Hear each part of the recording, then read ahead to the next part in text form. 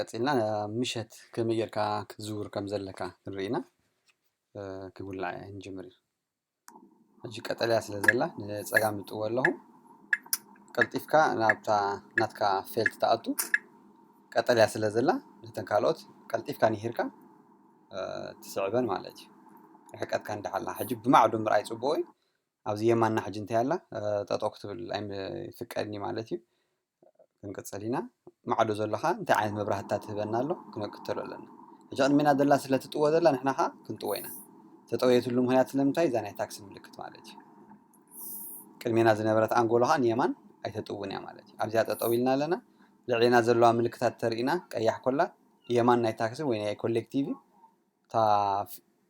ተኺልካ ትወስድካ ወይ ንፀጋምካ ክትጥዎ ትኽእል ማለት እዩ ኣብዚ ለጌቫክተን ከባቢ እዚ ገዛውቲ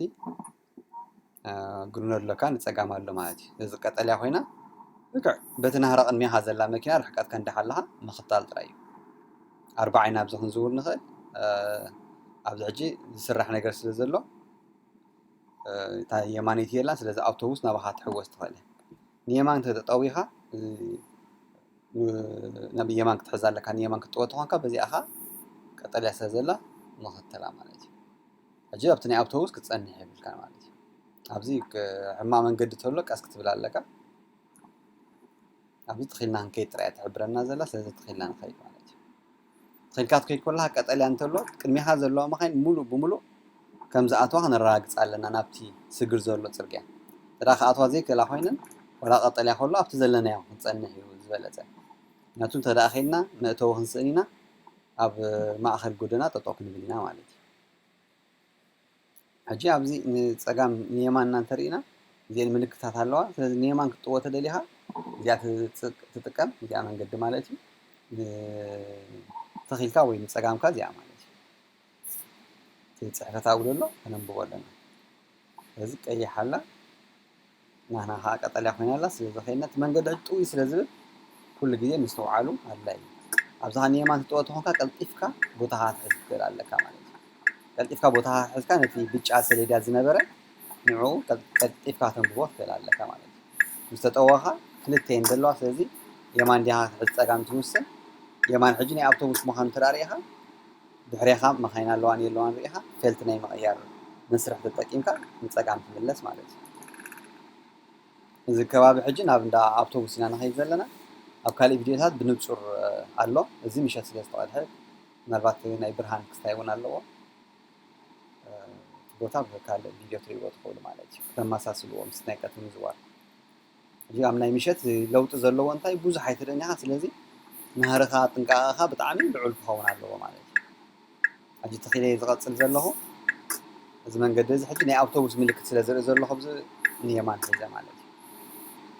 እዩ እዚኣ ዘለኹ መኪና ኤሌክትሪክ ስለ ዝኾነት ኖርማሊ ተኺለ ብኡ እውን ክቕፅል ይኽእል ነይረ እየ ግን ኩሉ ዓይነት መኪና ዋላ ማንዋል ናብ የማን ክምለስ ኣለዎ ማለት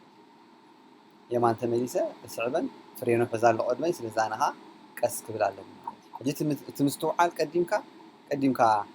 ፕላን ጌርካ ምውሳን ማለት እዩ ሕጂ ብጫ ስለ ዘላ ከርክባ ኣይክእልኒ ቀስ እናበልኩ ቀርብ እዚ ጠጠው ምባል ኣይተርፍኒ ድሕረይ ብዙሓት ኣለዋን የለዋን መኻይን ንርኢ ትቀራረባይ ናብኡ ድማ ኣብኡ ምርኮስ ማለት እዩ ድሕሪኻ ብዙሕ ተዘይሃልየን መኻይን ቀስ ኢልካ ትቀርብ ትኽእል ኢኻ ኣብ ጠጠው ኢልካ ከለኻ ተስተውዕሎ ፅቡቕ ነገር ናብቲ ተኣትወሉ ኣንጎሎ እንታይ ኣሎ ኣበየነይቲ ቦታ ኢኻ ተኣቱ ሪኢኻዮ ክትፀንሕ ዝበለፀ እዩ ኣጋር ድዮም ወይ ካልኦት ነገራት እውን ኣስተውዒልካሉ ክትፀንሕ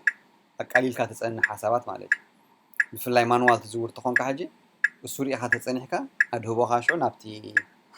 ጊር ናይ ምቕያር ሓሳባት ጥራይ ይኸውን ማለት እዩ ቀጠልያ ኮይና ሕጂ ንየማን ጠጠው ኢና ኣለና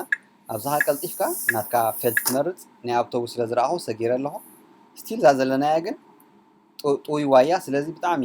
ትኺሉ ይኮነን ዝኸይድ ዘሎ ኩሉ ማለት እዩ ስለዚ ብጣዕሚ ምስትውዓል ኣድልየካ ኣብ መሬት ማለት እዩ ሕጂ ኣብ መሬት ነቲ ሕንፃፃት ከነንብቦ ክንክእል ኣለና ማለት እዩ ኣብዚ ስለዝዓገቱ ንታክሲ ንፀጋም ኢለ ኣለኹ ማለት እዩ ብጫ ኮይና ኣየርክባነ እቲኣ ቅድመይ እውን ብዙሕ ስለ ዘይከደት ዘላ ጠጠው ትብል ማለት እዩ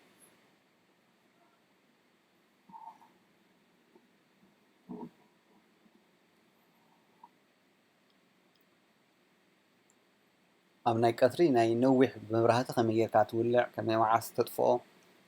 ኣብ ናይ ፀልማት ማለት እዩ ክንሪኤና ማለት እዩ ብድሕሪት መኪና መፂኻ ነዊሕ ክትብልዐሎም የብልካን ክትሓልፎም ከለኻ ኢኻ ትውልዕ ብቕድሚኦም ትመፅእ ከለኻ ነዊሕ ክትበርህ የብልካን ማለት እዩ ነዊሕ ኣብርሂካ ከለኻ ዝበዝሕ ግዜ ተዳ ዓይኖም ደጉሖም ኣሎ ምልክት ክገብሩልካ እዮም ስለዚ ቸክ ትገብሮ ዳሽቦርድኻ ነዊሕ ወሊዕካ እንተለኻ ተጥፍኦ ማለት እዩ እጂ እዚ ምልክት ፀጋም ተጠው ይብለና ኣሎ ኣብ ትሕቲኡ ኸ ንኣውቶቡስ የለ ርኢከ ቡስ ይርከብ ይብል ኣሎ ማለት እዩ ንኣውቶቡስ ኣይምልከትን ይብል ኣሎ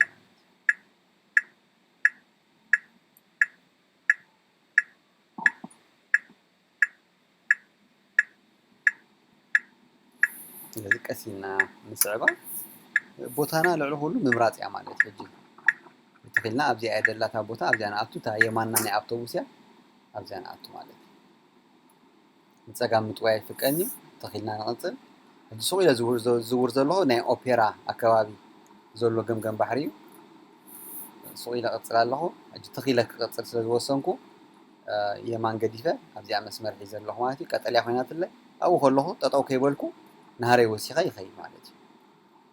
ቦታ የተዓራርዮ የማን ናይ ብሽክለታ እዩ ስለዚ ቅድመይ መኪና ቁሩብ ኣብቲ ናተይ ቦታ ጠጠው ኢሎም ኣለዉ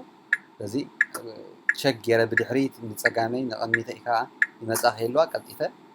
ሓሊፈ ቀልጢፈ ከዓ ፍራቻ ወሊዐ